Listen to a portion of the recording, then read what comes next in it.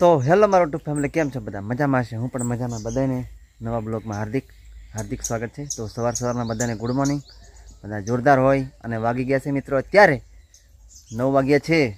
पण जय सियाराम जय बजरंगबली। तो मित्रों आजनो ब्लॉग तमे एंड सुधी जोता रहीजो अने आजे अमे कई जग्या पर जईए छीए अने मारी साथे कोण छे ये तमने बतावीश। बाकी आजे आपणे जवाना छीए आंकली गामना मोटा फळिया झाणीनो प्रोग्राम छे, दिवसनो छे।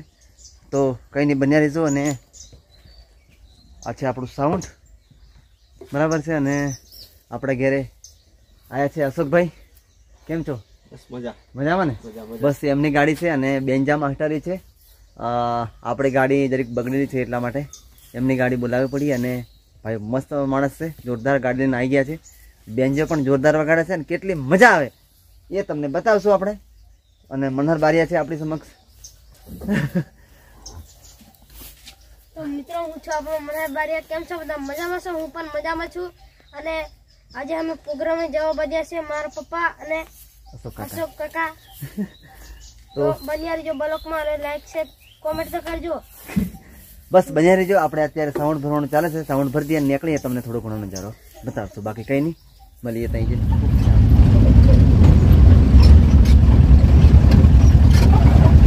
दोस्तों નીકળી પડ્યા છે અમે પ્રોગ્રામમાં જવા માટે, બરાબર છે। કેટલી મજા આવે, કોણ કોણ છે તમે ત્યાં જઈને બતાવશો। બાકી મારા ઘરનો નજારો છે ને, રસ્તો મારા ઘરનો ઘરેથી નીકળી એ રસ્તો છે આપણે, રસ્તો તમે થોડો ઘણો બતાવો। કઈ નહીં, બાકી આ ભાઈ ગાડી ચલાવે છે અશોકભાઈ।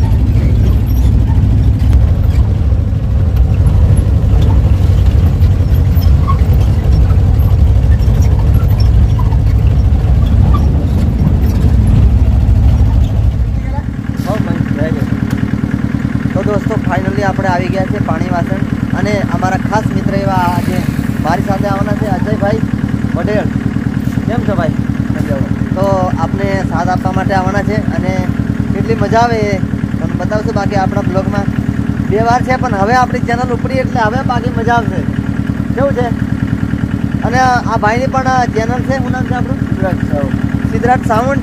અને સારા સારા અમે લાઈવ વિડીયો કરે છે અને MP3 પણ મૂકે છે, ખૂબ મહેનત કરે છે। સિદ્ધરાજ સાઉન્ડ ઓફિશિયલ એ ચેનલને તમે સબસ્ક્રાઈબ કરજો, લાઈક કરજો, કોમેન્ટ કરજો। તો આજનો વિડીયો એમની ચેનલ ઉપર પણ થોડો ઘણો આવશે, ખૂબ મજા આવશે, બરાબર। અને ત્યાં જઈને તમને બતાવશું આપણે આંકલી ગામ લાઈવ થવાનું છે આખો પ્રોગ્રામ।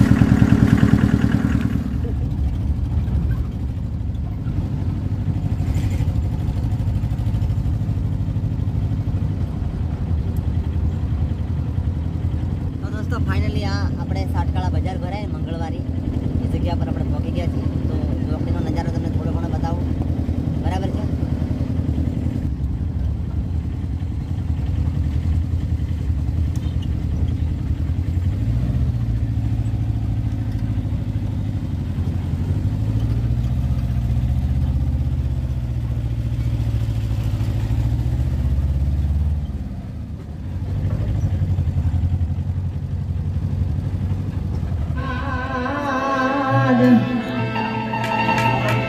दया करीने गुरु दीजियो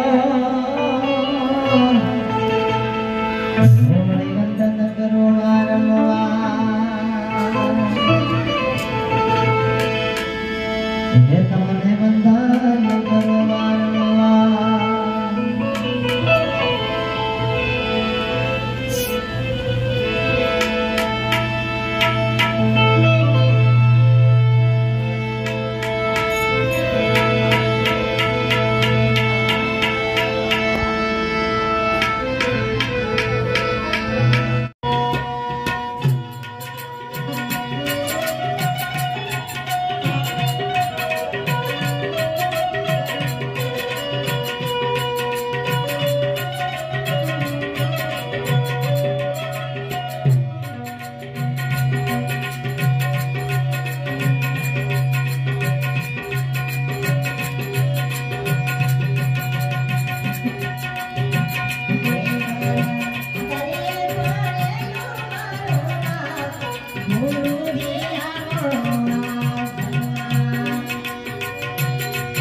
Oh,